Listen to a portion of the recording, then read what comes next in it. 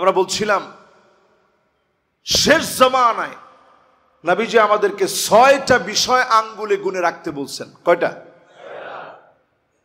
ঠিক যেই সময় আমরা বসে এখানে সালাতুল জুমা আদায়ের পূর্বক্ষণে আমরা আজকে আলোচনায় বসেছি, আমার ভাইগুলা কি অবস্থায় সময় পার করছে একটু চিন্তা করে। ছোট ছোট মাসুম বাচ্চা তার বোনের লাশ কাঁধে নিয়ে দৌড়াচ্ছে, গন্তব্য তার জানা নাই, কোন জায়গায় যাবে সে জানে না। খাবার নাই, পানি নাই, অন্ন নাই, বাসস্থান নাই। জুলুম যখন চারদিকে ত্রাহি ত্রাহি করছে, প্রত্যেকবার রমাদান মাসে কেন তারা আমাদেরকে আঘাত করে? কারণ রমাদান মাস হচ্ছে মুসলমানদের বিজয়ের চেতনার মাস। জোরে বলেন আল্লাহু আকবার। আল্লাহ রাব্বুল আলামিন বদর দিয়েছেন এই রমাদানে। অসংখ্য বিজয় মুসলমানদের এসেছে রমজান মাসে। রমাদানকে কেন্দ্র করে অসংখ্য বিজয় যেহেতু আসছে, ইহুদিরা এটা জানে যে কোনো একটা রমাদান এমন হতে পারে যেই রমাদানে মুসলমানরা চূড়ান্ত বিজয় অর্জন করে ফেলবে। আল্লাহু আকবার। এই জন্য চূড়ান্ত বিজয়ের এই মাসে প্রত্যেকবার তারা আমাদেরকে আঘাত হানে। মনকে আমি সান্ত্বনা দিই এই বলে, নবীজি সাল্লাল্লাহু আলাইহি সাল্লাম যা বলে গেছেন কোনো কথা মিস হয়নি, একথা নিশ্চিতভাবে জেনে রাখেন। সূর্য উঠে এটা যেমন সত্য, আগামীর পৃথিবী মুসলমানরা নেতৃত্ব দিবে এটাও সত্য। জোরে বলেন আল্লাহু আকবার। আল্লাহর হাবিব বলেন উদুদ সিত্তান বাইনা ইয়াদাইস সাআ, এই পৃথিবীর শেষ লগ্নে 6টা বিষয় আঙ্গুলে গুনে গুনে রাখবা, আঙ্গুলের ভিতরে গুনে রাখবা। 6টা বিষয় শেষ লগ্নে গুনে রাখা লাগবে। আখিরুজ জামান, শেষ লগ্ন চলছে, এই শেষ লগ্নে 6টা বিষয় গুনে রাখা লাগবে। 1 নাম্বার, নবীজি বললেন মাউতি, আমি নবী চলে যাব, উম্মত হয়ে দুনিয়ায় আসলাম। আল্লাহ নবীকে একবারের জন্য দেখি নাই, একবারের জন্য নবীজির মুবারক চেহারাটা দেখতে পারি নাই, নবীজির হাত মুবারক স্পর্শ করতে পারি নাই, কপাল মুবারকে চুমু দিতে পারি নাই, আল্লাহ নবীর সঙ্গে ভালোবাসায় সিক্ত হয়ে আলিঙ্গন করতে পারি নাই। নবীজিরে কতটা ভালোবাসি একবারের জন্য নবীজিরে দেখাতে পারি নাই। আল্লাহ নবী পৃথিবী থেকে চলে যাবেন, নবীজি বলে গেলেন উম্মত হাতের ভিতরে গুনে গুনে রাখবা। আল্লাহ নবী বলে গেলেন উম্মত হাতের ভিতরে গুনে গুনে রাখবা। আমি নবী দুনিয়া থেকে চলে যাব। নবীজি চলে গেলেন, আল্লাহ নবীকে জীবনে একবারের জন্য আমরা দেখি নাই, অনেকে স্বপ্ন যুগেও দেখি নাই, অনেকে মদিনাতুল মুনাওয়ারায় গিয়ে সালাম দিতে পারি নাই। তার মানে নবীজি প্রথম যেটা বললেন পুরাপুরি চলে এসেছে। সারা দুনিয়ার সব উম্মত এখন যারা আছে, আল্লাহ নবীকে আমরা দেখি নাই। নবী আমাদেরকে বড় আদর করে ভালোবেসে গিয়েছেন। আল্লাহ নবী হাদিসের ভিতরে জানিয়েছেন ওয়াদিতু লাউ রাআইনা ইখওয়ানানা, এক নজর যদি আমি আমার ভাইগুলাকে দেখতে পেতাম। আল্লাহ নবী আদর করে মহব্বত করে আমার মতো উম্মতকে আদর করে ভাই বলে ডেকেছেন। সাহাবায়ে কেরাম বলেন ও নবী আমরা কি ভাই না? আল্লাহর নবী বলেন না তোমরা আমার ভাই নও, ভাই হবে তারা যারা অনেক পরে আসবে। মান আমানা বি ওয়া লাম ইয়ারানি, না দেখে যারা ঈমান আনবে তারা হবে আমি নবীর ভাই। জীবনে একবারের জন্য আমি নবীরে দেখে নাই, না দেখে যারা ঈমান আনবে তারা হবে আমি নবীর ভাই। নবী সাল্লাল্লাহু আলাইহি সাল্লাম চলে গেলেন, আমরা উম্মত হয়ে আসলাম, একবারও দেখি নাই। তার মানে আঙ্গুলে যা নবী গুনে রাখতে বলেছেন 6টার ভিতরে একটা আমাদের সঙ্গে মিলে গিয়েছে, আল্লাহর নবীকে পাই নাই। বাকি আছে কয়টা? আমরা বলছিলাম শেষ জামানায় নবীজি আমাদেরকে 6টা বিষয় আঙ্গুলে গুনে রাখতে বলছেন। কয়টা বলতে পারবেন? 6টার প্রথমটা কি? মাশাআল্লাহ, লিল্লাহে তাকবীর। শ্রোতা হইতে হবে এরকম মনোযোগী শ্রোতা, তাইলে সওয়াব অনেক বেশি। 1 নাম্বার, নবী সাল্লাল্লাহু আলাইহি সাল্লাম বলছেন আমার উম্মত আমাকে পাবে না, আমি নবী চলে যাব, উম্মত আসবে দুনিয়ার ভিতরে আমাকে পাবে না। 2 নাম্বার, আল্লাহর হাবিব বলেন সুম্মা ফাতহু বাইতুল মুকাদ্দাস, আবার বাইতুল মুকাদ্দাস বিজয় হবে, আবার মুসলমানরা সারা দুনিয়ার ভিতরে বাইতুল মুকাদ্দাসকে বিজয় করবে। সারা দুনিয়ার মুসলমান একত্রিত হবে। আজ আমার মুসলমানদের জন্য আমাদের কলিজায় বড় দাগ কাটে। আমার ছোট ছোট বাচ্চাগুলা খাবারের যন্ত্রণায় দৌড়াচ্ছে। ছোট ছোট বাচ্চাগুলার থাকার মতো জায়গা নাই, খাবার মতো পানি নাই। সারা পৃথিবীর সবচেয়ে মাজলুম হচ্ছে মুসলমানেরা। বলার মতো জায়গা মুসলমানদের এখন আর নাই। জাতিসংঘ মুসলমানের পক্ষে বলে না, কোন সংস্থা মুসলমানদের পক্ষে বলে না। আপনি এখনই তাকালে মনে হবে ফিলিস্তিন মাজলুম হতে হতে মাটির সঙ্গে মিশে যাবে। এরপরেও দেখবেন যিনি আবার জিন্দা বানায় দিয়েছেন তিনি কে?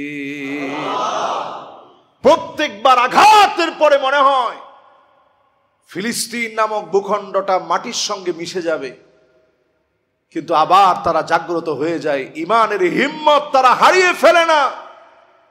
সুম্মা ফাতহু বাইতুল মুকাদ্দাস, আবার বাইতুল মুকাদ্দাস গর্জে উঠবে। দিগন্তে প্রান্তে প্রান্তে কালেমার পতাকা উড়বেই উড়বে। কোন জালেম আটকা দিতে পারবে না, পারবে না, পারবে না।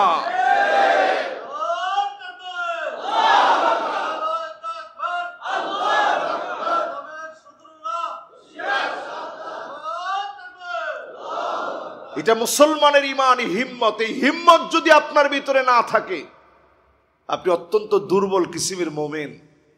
সারা দুনিয়ার ভিতরে মুসলমানের সংখ্যা দিন দিন বাড়ছে। পৃথিবীর ভিতরে 2 কোটি মুসলমান এখন মার খাচ্ছে। 20 কোটি মুসলমান এখন ঘর ছাড়া শরণার্থী হয়ে গেছে। আপনি আজকে গুগলে গিয়ে সার্চ করে দেখেন পৃথিবীতে মুসলমানদের কি পরিমাণ মুসলমান মার খেয়ে যাচ্ছে। সারা দুনিয়ার এই মাজলুম মুসলমানদের পক্ষে দাঁড়ানো, অন্তত আমার কথা দিয়ে, আমার কাজ দিয়ে, আমার লিখনি দিয়ে, আমার সমর্থন দিয়ে সর্বশক্তিকে অ্যাপ্লাই করে মুসলমানের পক্ষে থাকা, এটা আমার ঈমানি দায়িত্ব। সুম্মা ফাতহু বাইতুল মুকাদ্দাস, সালাউদ্দিন আইয়ুবী একবার বিজয় এনেছে।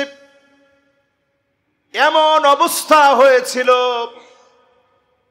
এই জায়গাগুলো আমি নিজের চোখে দেখেছি। সালাউদ্দিন আইয়ুবী কেমন বীর ছিলেন। সেটাডেল কেল্লা নির্মাণ করে প্রান্তে প্রান্তে মুসলমানদের বিজয় এনেছেন। যেথায় গিয়েছেন আল্লাহ রাব্বুল আলামিন কোন জায়গায় খালি হাতে ফিরায় দেয় না। যেখানে গিয়েছেন ওই জায়গাতে খালিদ বিন ওয়ালিদ বীরত্বগাথা ইতিহাস নিয়ে ফিরেছে। অবস্থা এমন হয়েছিল মুসলমানদের, আযান দেওয়ার মতো একজন মুআজ্জিন খুঁজে পাওয়া যেত না। ক্রুসেডাররা সবাইকে যখন হত্যা করেছে, খুব অল্প স্বল্প রক্তপাতের বিনিময়ে সালাউদ্দিন আইয়ুবী মুসলমানদের বাইতুল মুকাদ্দাসকে ফিরিয়ে এনেছিলেন। জোরে বলেন আল্লাহু আকবার। ফিরিয়ে আনার পর তিনি বলেছিলেন আবার বাইতুল মুকাদ্দাস তাদের হাতে চলে যাবে, অমুসলিমরা দখল করে নিবে, মুসলমান যখন চারিত্রিক সৌন্দর্য হারিয়ে ফেলবে। এখন মুসলমানের চারিত্রিক সৌন্দর্য আছে? রমাদান মাসে একটু চিন্তা করেন, এই রমাদানের এই শেষ দশক আসার আগ পর্যন্ত, এই পর্যন্ত আমাদের দেশে যে অঘটনগুলো ঘটছে, এতে করে কি মনে হয় যে আমাদের চারিত্রিক সৌন্দর্য আছে? এরপরে তিনি বললেন ততদিন পর্যন্ত বাইতুল মুকাদ্দাস কেউ ছিনিয়ে নিতে পারবে না যতদিন পর্যন্ত মুসলমান ক্ষমতার লোভী না হবে। এখন মুসলমানদের ভিতরে ক্ষমতার লোভ একেবারেই নাই। নাউজুবিল্লাহ, এটা কেমন কথা কোন? আছে? সাহাবায়ে কেরামকে যদি দায়িত্ব দেওয়া হতো, নেন আপনার এই দায়িত্ব দেওয়া হলো, তিনি চিৎকার করে পাহাড়ের উপরে চলে যেতেন, আল্লাহ এই দায়িত্ব আমি কেমনে পালন করব? দায়িত্ব পাওয়ার পরে বলতেন ইন্নী উল্লিতু আলাইকুম ওয়া লাস্তু বিখাইরিকুম, আমি তোমাদের নেতা নির্বাচিত হয়েছি, তোমাদের চাইতে সেরা হয়ে যাই নাই। যদি আমি ভালো কিছু করি আমাকে সহযোগিতা করবে, আর যদি মন্দ কিছু করি আমারে শুধরায়া দিবা, সংশোধন করে দিবা। আর আজকে নেতা হলে পরে আপনি যদি মানুষকে মানুষ না মনে করেন, আপনি বুঝবেন ক্ষমতা লোভী আপনি, যিনি টেনে হিচড়ে আপনাকে নামাবেন তিনি কে? তাহলে কয়টা আঙ্গুলের ভিতরে গুণে রাখতে হবে? 6টা। প্রথম হচ্ছে নবীজি দুনিয়া থেকে চলে যাবেন, মিলে গেছে। 2 নাম্বার বাইতুল মুকাদ্দাসের বিজয়, 2বার বিজয় হয়েছে। ওমর রাদিয়াল্লাহু তাআলা আনহুর সময় একবার, খালিদ বিন ওয়ালিদের সময় আরো একবার, বাকি আছে আর একবার গর্জে ওঠা মুসলমানের। মুসলমান হচ্ছে লোহার বুট, কোন দাঁত দিয়ে চাবাইতে পারে এমন বিষাক্ত কোন দাঁত পৃথিবীর মধ্যে তৈরি হয় নাই। ঠিক কিনা বলেন? আপনাদের অনেকের মনে হচ্ছে যে হুজুর কোন কি, যে অবস্থায় মার খাচ্ছি, সংখ্যা 2 কোটি। আপনি একটু আগে বললেন 20 কোটি মুসলমানের ঘর নাই, এই মুসলমান কেমনে কি করবে? মুসলমান যেই দিন আবার ইমানের পথে আমরা ফিরে আসবো, সেই দিন বিজয় আসবে। আমাদের বিজয় কোনো সংখ্যা দিয়ে জিন্দিগিতে কোনোদিন আসে নাই। কিয়ামত অবধি মুসলমানের কোনো বিজয় সংখ্যা দিয়ে আসবে না। বীরত্ব গাথা বিজয় আসবে একমাত্র যার সাহায্যে, তিনি কে? আমি ছোট্ট করে একটা উদাহরণ দিই। সেই সময় এই অঞ্চলগুলো যে মুসলমানের কত আপন অঞ্চল, ইয়ারমুকের যুদ্ধ হবে, মুসলমানদের বিরুদ্ধে তারা লড়বে। সেই সময়ের সবচেয়ে পাওয়ারফুল পরাশক্তি আমেরিকার মতো শক্তিশালী রোমক সম্রাটের বিরুদ্ধে মুসলমানরা লড়বে। মুসলমানের সৈন্য সংখ্যা মাত্র 36,000। কত হাজার? মাশাআল্লাহ, 36,000 শোনার পর আপনার আল্লাহু আকবার বলছেন যে হুজুর এটা তো কম না সংখ্যা। বদরে কয়জন আর সেইখানে কয়জন? 36,000 মুসলমানের সৈন্য সংখ্যা। বিপরীতে তারা আছে, রোমক সম্রাটের সৈন্য আছে 2,40,000। তাহলে আমাদের চাইতে বেশি কত? মাশাআল্লাহ, কত? মগবাজারে মোটামুটি আমার সামনে যারা আছেন অধিকাংশ কিন্তু ব্যবসায়ী শ্রেণীর মানুষ। তো 2,04,000 যদি বেশি হয় তাহলে হিসাবে তো আমরা সংখ্যাই নাই, পুরোটাই তো তারা। খালিদ বিন ওয়ালিদ যখন গেলেন, সাহাবায়ে কেরাম স্বাভাবিক এই বিরাট সংখ্যা দেখে তো একটু ভয় পাওয়ার কথা না? 2,40,000 বিশাল বাহিনী, সবার হাতে অস্ত্র। সেই সময়ের আমেরিকার মতো পরা শক্তিশালী তারা।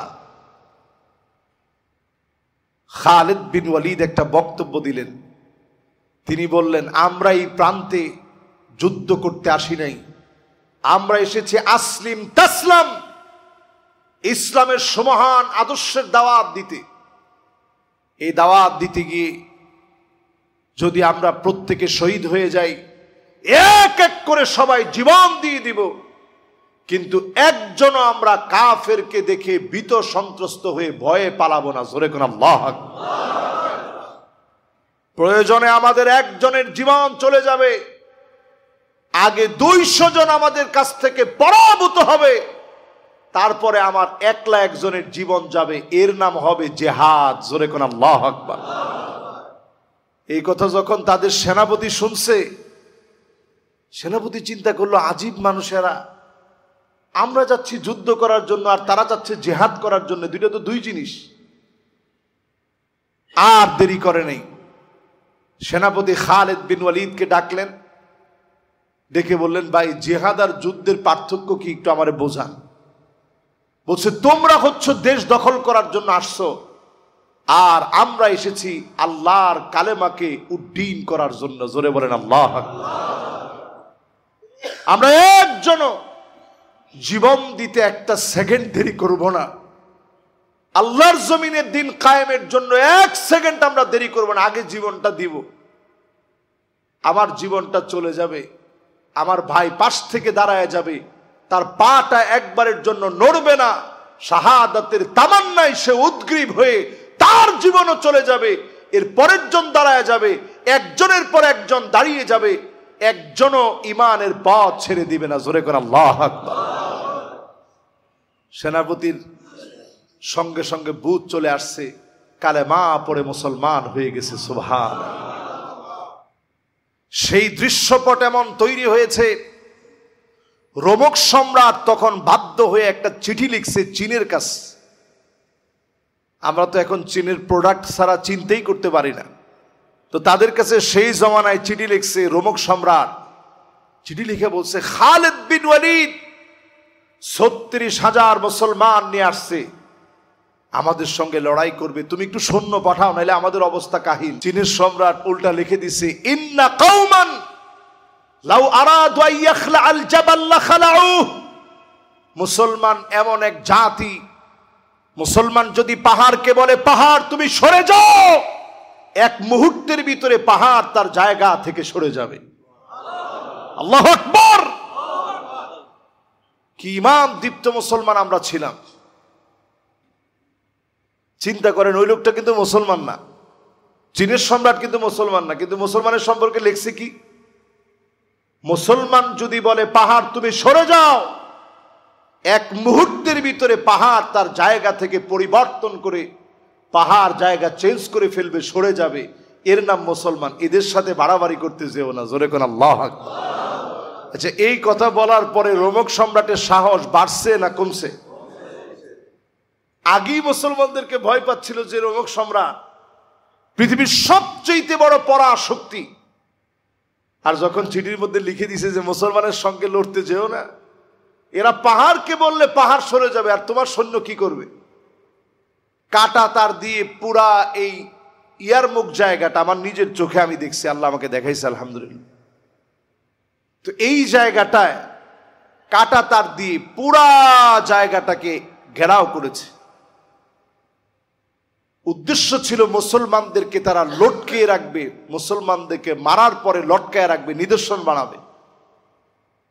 আল্লাহ রাব্বুল আলামিন ইয়ারমুখের প্রান্তে খালিদ বিন ওয়ালিদের নেতৃত্বে এমন শক্তি মুসলমানদেরকে দান করলেন।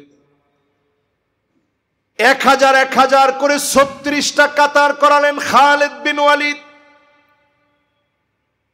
আঘাতের পালাক্রমে 3টা নাম দিলেন। একটার নাম দিলেন কলব, মূল আঘাতকারী দল। আরেকটার নাম দিলেন মাইমানা, ডান দিক থেকে আঘাতকারী দল। আরেকটার নাম দিলেন মাইসারা, বাম দিক থেকে আঘাতকারী দল। তিন দিক থেকে বীর বিক্রমে, বীর দর্পে মুসলমান যখন আঘাত করা শুরু করেছে, সময় বেশি যেতে হয় নাই, ক্ষুধার যন্ত্রণায় মুসলমানদের পেট গুলা পিঠের সঙ্গে লেগে গেছে, পানি পানি বলে ত্রাহি ত্রাহি করেছে। সেই মুহূর্তে মুসলমানদেরকে যিনি বিজয় দিয়ে দিয়েছেন তিনি কে? এক একজন সাহাবীর কয়েকটা করে তরবারি ভেঙে গেছে। খালিদ বিন ওয়ালিদের তরবারি ভাঙতে ভাঙতে ভাঙতে ভাঙতে আর নাই।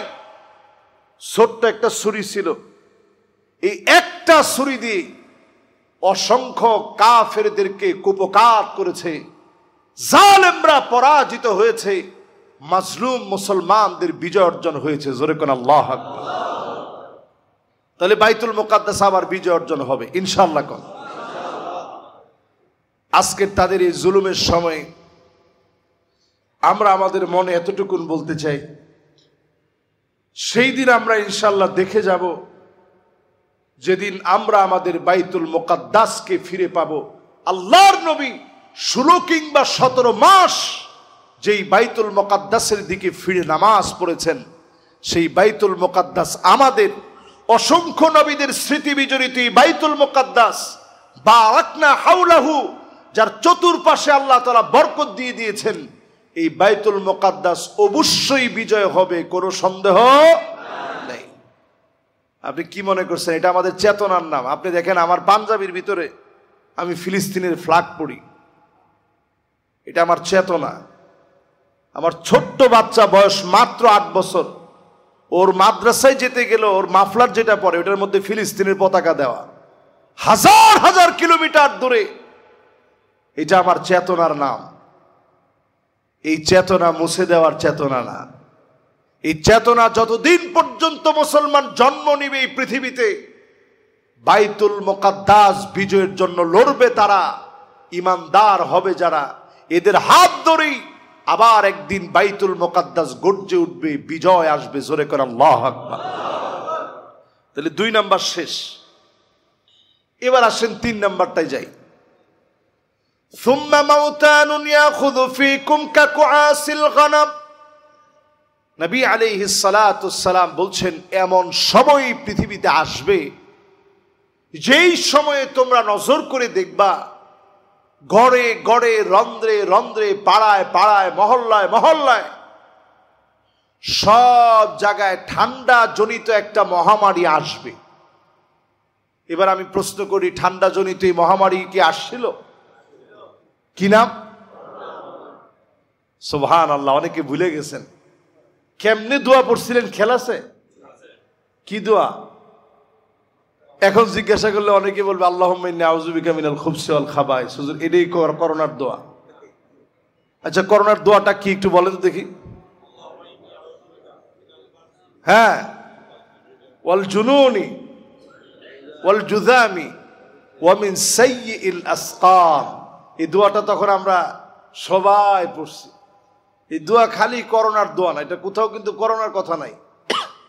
এই দোয়া আলহামদুলিল্লাহ আমি এর অনেক আগে থেকে আমার মুসল্লিদেরকে একবারে বাইতুল ওয়াদুদ মসজিদ, যেখানে আমি আগে জুমা পড়াতাম, ওইখানে আমি সবাই মুখস্থ করাইছি। এটা সবাই মুখস্থ পারে। নতুন নতুন যত আইটেমের রোগ আসবে, সব রোগ থেকে মুক্তির জন্য এই দোয়াটা পড়বে। না জানা যত রকমের রোগ আসবে, নাম না জানা যত রকমের রোগ আসবে, সব রোগের জন্য এই দোয়াটা পড়বেন। অত্যন্ত গুরুত্বপূর্ণ এই দোয়া। আমরা পারবো তো ইনশাআল্লাহ? আচ্ছা বলেন তো, 1450 বছর আগে নবীজি যা বলছেন এটার সাথে মিল আছে না নাই? আমি অনেক আগে এক মাহফিলে আলোচনাটা করছিলাম যে একটা ঠান্ডা জনিত মহামারী আসবে। স্বাভাবিক এই আলোচনাটা তখন যারা শুনছেন চিন্তা করছেন কি কয়, মহামারী আবার কোত্থেকে আসবে? সারা দুনিয়ায় এক চোটে এক মহামারী যাবে, এটার কথা হইল নাকি? কিন্তু ঠিকই সেই মহামারী সারা দুনিয়াকে আক্রান্ত করেছে, সারা দুনিয়ায় ছড়িয়ে পড়েছে। নবী সাল্লাল্লাহু আলাইহি ওয়াসাল্লাম বলছেন এইরকম একটা মহামারী আসবে, সারা দুনিয়ার ভিতরে ছড়ায় পড়বে। পড়ছে না? শব্দ চয়নে কি বলছেন? ছাগলের ঠান্ডা লাগলে যেভাবে ছাগল কাশে, এটা তো আমরা ঢাকা শহরের মানুষ অনেকে আমরা দেখি নেই।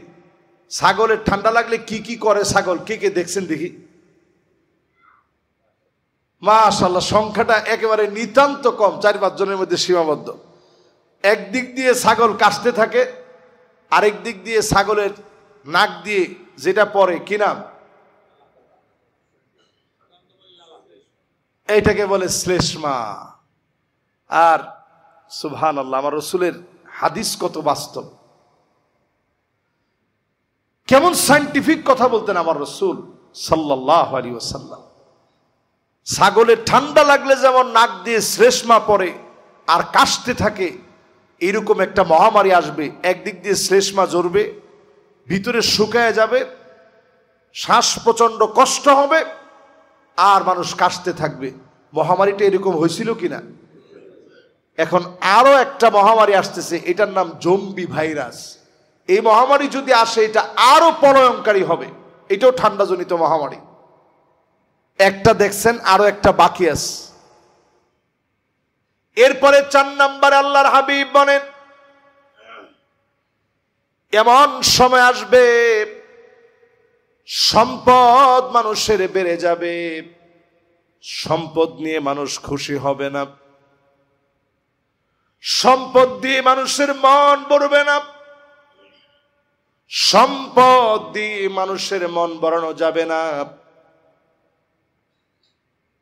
এমনকি 100 দিনার পর্যন্ত দিলে মানুষের মন ভরবে না, মানুষ খুশি হবে না। এখনকার সময়ে চিন্তা করেন, 1000 টাকা দিলেও মানুষের মন পাওয়া যায় না, ঠিক কিনা? কিন্তু একটা সময় ছিল এই 1000 টাকা দিলে মানুষ কত খুশি হইত। এখনকার জমানায় মানুষ খুশি হয় না। জিজ্ঞাসা করলে যে মার্কেট করছেন কত টাকা দিয়ে, কয় আলহামদুলিল্লাহ জুতা কিনছি 36,000 টাকা দিয়ে। এটাও মানুষ, জুতা কিনছে উনি 36,000 টাকা দিয়ে। বাজেট কত? কয় বাজেট আলহামদুলিল্লাহ 5 লক্ষ টাকা বাজেট আছে। এরপরে আমাদের দেশের মানুষ বলে যে এটা একটা গরিব দেশ, যে দেশের ঈদের কেনাকাটার বাজেট 5 লক্ষ টাকা। আহারে মুসলমান, আমরা মনে করি আমরা গরিব দেশের মানুষ। এরপরে আসেন 4 নম্বরের পরে, যেহেতু সময় স্বল্প হয়ে যাচ্ছে, আজকে অনেকগুলা বিষয় বলতে হবে, সংক্ষেপে বলি। 5 নম্বরে, লা ইয়াবকা বাইতুন মিনাল আরব ইল্লা দাখালাতহু। আল্লাহর হাবিব মুহাম্মদ সাল্লাল্লাহু আলাইহি ওয়াসাল্লাম বলছেন, আরবের এমন একটা ঘর থাকবে না যেই ঘরের ভিতরে ফিতনা ঢুকবে না। এই কথা বলতে গেলে মন কেঁপে ওঠে, আমার বিষণ্ণতা বেড়ে যায়। আরবের ঘরে ঘরে ফিতনা ঢুকে যাবে। আজকে তাকায় দেখেন, আমার ফিলিস্তিন ক্ষুধার্ত অবস্থায় আছে। দুবাইয়ের বিলাসিতার কোনো কমতি নাই, আছে? আহারে মুসলমান, গত 2 বছর আগে আমি দুবাই গিয়েছি। ভাগ্যক্রমে ওই যে বললাম আমার চেতনায় ফিলিস্তিন, তো ওই দিন আমার পাঞ্জাবি পরা ছিল, ঠিক এই পাঞ্জাবি। আমি তো আর বিষয়টা এইভাবে জানিও না, চিন্তাও করি না যে এটা একটা পাঞ্জাবির ভিতরে একটা ডিজাইন করা, অসুবিধা কি? তো আমি যখন গেলাম পাঞ্জাবি এটা পরা, আর আমার ব্যাগের ভিতরে, লাগেজের ভিতরে একটা ফ্ল্যাগ আছে ফিলিস্তিনের, ওটা আমার মনে নেই, আমার বাচ্চার জন্য আমি মিশর থেকে কিনছি। আমি যখন এটা নিয়ে শুধু দুবাই গেলাম, যাওয়া মাত্র আমাকে এমন ভাবে ধরছে, মনে হয় কিছু একটা তারা পাইছে আজকে। তা আমাকে নিয়ে একেবারে খুব ভালোভাবে সার্চ করলো। আমি তো অবাক হয়ে গেছি। আমারে বলতেছে যে তোমার কাছে কি কি আছে? আমি বললাম আলহামদুলিল্লাহ আমার কাছে অনেক কিছু আছে। কি কি আছে? আমি বললাম আমার পাঞ্জাবি আছে, আমার জামা আছে, আমার কোটি আছে, আমার টুপি আছে। কারে না বেটা, এইগুলা না, তোমার কাছে আর কি কি আছে? আমি বলছি না, আর তো কিছু নেই। কয় না, তোমার ব্যাগটা খোলো। তো ব্যাগটা খোলার পরে কোনো একটা কোনায় গিয়ে এই মাফলারটা পেয়ে গেছে, যেটার মধ্যে ফিলিস্তিনের শুধু ফ্ল্যাগ দেওয়া। সে মনে হয় কি যেন পেয়ে গেছে, ফোন দিয়ে একেবারে ফোর্স টোর্স আইনে একবারে ভরে ফেলছে। সবাই এসে বলতেছে, হায় হায় হায়, এই জিনিস তোমার কাছে। আমি চিন্তা করলাম, আল্লাহু আকবার, সামনের দিন আসতেছে মুসলমানের, যারাই ফিলিস্তিনকে পিঠ দেখাবে এরা প্রত্যেকে জুলুমের শিকার হবে, একজনও আল্লাহর আযাব থেকে বাঁচতে পারবে না। ঠিক কিনা বলে? আল্লাহর ধরা আসতেছে এই দেশগুলোর জন্য। আপনি দেখবেন আজকের জুমাতে রমাদানের একেবারে শেষ লগ্নে আমি আমার প্রাণপ্রিয় মুসল্লিদেরকে নিয়ে কথা বলতেছি। আযাব আসতেছে পৃথিবীর জন্য। যারা মুসলমানদের পক্ষে বলে না, নিজেদেরকে মুসলমান বলে মনে করে, এদের জন্য আযাবটা কত ভয়াবহ হবে আপনি একটু চিন্তা করে দেখেন। আল্লাহর ধরা বড় কঠিন, অলরেডি শুরু হয়ে গেছে। হাত্তা তাকুনু আরদুল আরব মুরুজান ওয়া আনহারা, গোটা আরবটা সবুজ হয়ে যাবে। আপনারা এখন অলরেডি ছবি দেখতেছেন, আরব সবুজ হয়ে যাচ্ছে, বন্যা হচ্ছে, বৃষ্টি হচ্ছে। জিন্দেগিতে কোনোদিন আরবের ভিতরে এই দৃশ্য নয়। এখন শুরু হইল কেন? আল্লাহ ধরতেছে। প্রিয় ভাইয়েরা আমার, দুবাই গত বছর যে বন্যা হয়েছে, রোড ঘাট সব তলায় গেছে। প্রযুক্তি আর টাকা দিয়ে খুব অল্প সময়ের ভিতরে সে ঘাটতিকে তারা পুষিয়ে নিয়েছে। কিন্তু ঘাটতি আল্লাহ তাআলা এমন ঘটায় দিতে পারে যেটা পোষায় নেওয়ার মতো ক্ষমতা টাকা দিয়ে আপনি এটা পোষায় নিতে পারবেন না। ঠিক কিনা বলে? আমি অবাক হয়েছি, একটা ফ্ল্যাগের কারণে মনে হয় আমি জঙ্গি, আমার এমন ভাবে ধরছে। আমি তারপরে কয়েকটা কথা বলছি তারে। আমি বলছি, দেখো, আমি 5টা দেশ সফর করার জন্য আসছি, তোমার দেশ যদি তুমি সফর করতে না দাও কোনো অসুবিধা নেই, আমি চলে যাই। কিন্তু তুমি মনে রাখো, ফিলিস্তিন এটা আমার দেশ, দারু মাকাররিল মুমিনিন, এটা মোমেনদের আবাসস্থল। প্রত্যেকের মোমেনের হৃদয়ের ভিতরে ফিলিস্তিনের মায়া থাকতে হবে। যদি না থাকে, আপনি শুধু শুধু নিজেকে মুসলিম মনে করেন, সত্যিকারের মুসলমান আপনি হতে পারেন না। এটা বলছি, পরে বলতেছে, কইছে আনতা শেখ মাশাআল্লাহ, খালাস, শিব শিব, তুমি আসলে শায়েক মানুষ, তোমার এটা ঠিক হয় নাই। আচ্ছা ঠিক আছে, অসুবিধা নেই, যাও। অনেকক্ষণ পরে, প্রায় আধা ঘন্টা পরে আমারে তল্লাশি করে এত জবাব দিই, তারপরে কয় টাকা আমার সাথে আছে সব দেখার পরে যখন আমি ফিলিস্তিনের মহাব্বতের কথা বললাম, আমি বললাম প্রয়োজনে আমি যাব না। এরপরে আমার বলতেছে, না ঠিক আছে, তুমি শায়েক মানুষ, ঠিক আছে। ফিলিস্তিনের মহাব্বতে আমাদের হৃদয়ে এতটুকুন ভালোবাসা যদি না থাকে, আসলে আমরা ইমানদার হতে পারি নাই। রাসূল বলেছেন, আরবের প্রত্যেকটা ঘরে ঘরে ফিতনা ঢুকবে। একদিন নবীজি ঘুম থেকে জাগ্রত হলেন। নবীজির ঘুম আমাদের মতো ছিল না। নবীজি ঘুমাইলে যা দেখতেন ওইটাও ওয়াহি। নবীজি ঘুম থেকে জাগ্রত হয়ে সেটা আমাদের সামনে পেশ করতেন। নবী করিম সাল্লাল্লাহু আলাইহি ওয়াসাল্লাম ঘুম থেকে উঠলেন, উঠে নবীজি দেখালেন এইভাবে, ঠিক আঙ্গুলটাকে এইভাবে করে দেখালেন, ইয়াজুজ এবং মাজুজের দেওয়ালের ভিতরে এতটুকুন ফাটল ধরে গেছে, এইভাবে আঙ্গুল দেখালেন। 3 বার নবীজি বললেন, ওয়াইলুল লিল আরব, ধ্বংস আরবের জন্য। আবার বললেন, ওয়াইলুল লিল আরব, ধ্বংস আরবের জন্য। আমার নবী, বিশ্ব নবী আবার বললেন, ওয়াইলুল লিল আরব, ধ্বংস আরবের জন্য। কয়বার হইল? 3 বার নবীজি বললেন আরবের ধ্বংস হয়ে যাবে। উম্মে সালামা বললেন, ওগো নবীজি, আনুহলিকু ওয়া ফিনা সালিহুন, আমরাও কি ধ্বংস হয়ে যাব? আমাদের মধ্যে এত বড় বড় নেককার আর দিনদার আছে, আমরা কি ধ্বংস হয়ে যাব? আল্লাহ নবী বললেন, হ্যাঁ, তোমরাও ধ্বংস হয়ে যাবা। ইদা কাসুরাল খাবাস, খারাপি যখন বেড়ে যাবে, অন্যায় যখন বেড়ে যাবে, আরবকে যিনি ধ্বংস করে দিবেন তিনি কে? এখন একটু আপনি নজর দিয়ে দেখেন, রিয়াদের ভিতরে কাবার মতো করে মঞ্চ সাজি পপ তারকাদেরকে দিয়ে সেখানে নাচ গান হয়েছে, ড্যান্স হয়েছে। এই বিষয়টাকে আপনি স্বাভাবিক মনে করেন? নিয়ম সিটি নামে একটা সিটি তারা ঘোষণা করেছে, যেখানে মদের পারমিট থাকবে, কূটনীতিকরা যাবে মদ পান করবে, লাইসেন্সদারীরা মদ পান করবে, উড়ন্ত ট্যাক্সি থাকবে, চাঁদের ধুলিবালি থাকবে, মানুষ যেন ফিল নিতে পারে, সমুদ্র কেন্দ্রিক বেহায়াপনা সব থাকবে। আরবের লোক যেন ইউরোপে গিয়ে বেহায়াপনা করতে না হয়, এখানে আসলেই যেন যথেষ্ট হয়। যদি আপনি এইভাবে আরবরে ধ্বংস করেন, আল্লাহর কসম আগামীর দিনের আযাব বড় ভয়াবহ হবে। আমাদের বড় মায়া লাগে, এই কথাগুলো বলতে বড় কষ্টও লাগে। দিন যাচ্ছে, পরিবেশ চেঞ্জ হয়ে যাচ্ছে, রক্ষণশীল একটা দেশ হঠাৎ করেই নারীদেরকে অবাধ বিচরণের সুযোগ দিয়েছে।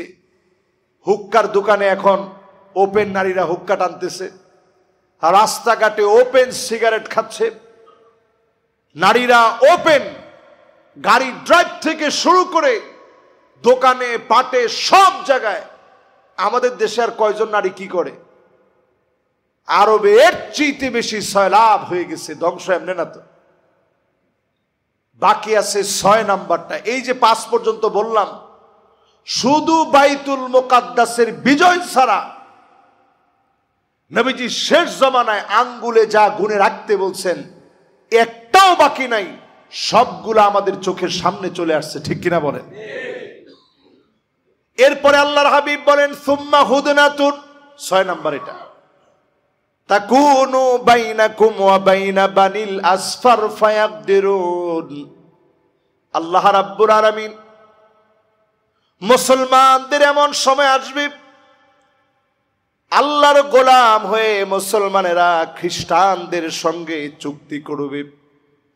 একটু হিসাব করেন আল্লাহর কি ইচ্ছা। যেই বছর আমি উজবেকিস্তান গিয়েছি, ওই বছর সেখানে একটা বিরাট সেমিনার হয়েছে। হঠাৎ একদিন বলতেছে যে আজকে সব বন্ধ, কেউ হোটেল থেকে বেরোতে পারবে না। কি ঘটনা কি? বলছে যে পাকিস্তান, ইরান, ইরাক, তুরস্ক সহ উজবেকিস্তান, তুর্কমেনিস্তান, কিরগিজস্তান সব আজকে একত্রে বসবে, রাশিয়া সহ একটা চুক্তি হবে। আমার এই হাদিসের কথা তৎক্ষণাৎ মনে পড়ে গেছে, সুম্মা হুদনাতুন তাকুনু বানিল আসফার। এমন কিছু খ্রিস্টানদের সঙ্গে চুক্তি হবে যারা ক্যাথলিক খ্রিস্টান। আমি চিন্তা করলাম এই খ্রিস্টানরা এখন আছে কোথায়? রাশিয়াতে যখন তুরস্ক অল বলা হয়, তুরস্কে যখন বিজয় হলো, মুসলমানদের হাতে আসলো, সেই সময়ে এইখানের খ্রিস্টানরা চলে গেলেন রাশিয়াতে। তুরস্কের বিশাল জায়গা, আপনারা সকলে জানেন, ইস্তাম্বুল যেটাকে বলে, কনস্টান্টিনোপলের সময় এই কনস্টান্টিনোপল, যেটা মুসলমানরা কুস্তুনতুনিয়া বলতেন, এই কুস্তুনতুনিয়ার বিজয়ের পরে এই খ্রিস্টানরা চলে গেছে রাশিয়ায়। রাশিয়া এখন মুসলমানদের পক্ষে যতটুকুন বলে খুশি হওয়ার খুব কারণ নেই। নবীজি এরপরেই বলছেন সুম্মা তাকুনু হুদনাকুম, একটা সন্ধি হবে তোমাদের সঙ্গে, বাইনাকুম ওয়া বাইনা বানিল আসফার, তোমাদের মাঝে আর ওই খ্রিস্টানদের সঙ্গে একটা চুক্তি হবে। ফায়াকদিরুন, অচিরেই এই চুক্তি ভঙ্গ হয়ে যাবে, এই চুক্তি টিকবে না, এই চুক্তি থাকবে না, ভঙ্গ হবে। আর এই চুক্তি ভঙ্গ হওয়ার পরেই একটা লড়াই লাগবে সারা পৃথিবী ব্যাপী। মুসলমান জেনে রাখেন, আগামীর পৃথিবী তৃতীয় বিশ্বযুদ্ধের জন্য সব প্রস্তুত করে রেখেছে। একেবারে গ্রাউন্ড তৈরি হচ্ছে সারা দুনিয়া ব্যাপী। ফিলিস্তিনকে যতগুলা বোম মারা হচ্ছে, তত বেশি সারা দুনিয়ার ভিতরে তৃতীয় বিশ্বযুদ্ধের গ্রাউন্ড তৈরি হচ্ছে। ঠিক কিনা বলেন? আপনি চিন্তা করতে পারেন নবী সাল্লাল্লাহু আলাইহি সাল্লাম 1450 বছর আগে কথাগুলো বলে গেছেন। 1450 বছর আগে আল্লাহর হাবিব বলে গেছেন চুক্তি ভঙ্গ হবে, এরপরে একটা মাইর হবে, সামানুনা গায়াহ, 80টা পতাকাবাহী দল বের হবে, বিরাট বিরাট দল। বর্তমান পৃথিবীর 80টা দেশ মনে করেন দল নিয়ে বের হবে। এক একটা সৈন্য হবে বিশাল সৈন্য সংখ্যা। নবীজি সাল্লাল্লাহু আলাইহি সাল্লাম সংখ্যাধিক্য হাদিসের ভিতরে বোঝালেন। এই বিশাল সৈন্য নিয়ে লড়াই হবে। এই লড়াইয়ের পরে পৃথিবীর অবস্থা কি হবে? পৃথিবীর অবস্থা হবে এমন, 3-এর 1 মারা যাবে পৃথিবী থেকে। অন্য হাদিসের ভিতরে আসছে 100 জনের ভিতরে 99 জনই মারা যাবে, 1 জন বেঁচে থাকবে। মানে এত বেশি মানুষের, এত বেশি প্রাণ হারাবে, এত বেশি রক্ত ঝরবে। এরপরে যিনি মুসলমানদেরকে বিজয় দিবেন তিনি আমার আল্লাহ। জোরে বলেন আল্লাহু আকবার। এতগুলো কথা বলে আমি আমার পরিসংখ্যান টানতে চাই এইভাবে, নবীজি এই যে 6টা বলছেন, 6টার মিল একেবারেই চোখের সামনে, ঠিক কিনা? আপনাদের সবার কাছে কি এটা মনে হয়েছে না সন্দেহ আছে? এবার আপনারা ঘরে গিয়ে হাদিসটা আবার নিজেরা পড়বেন, নিজেরা দেখবেন।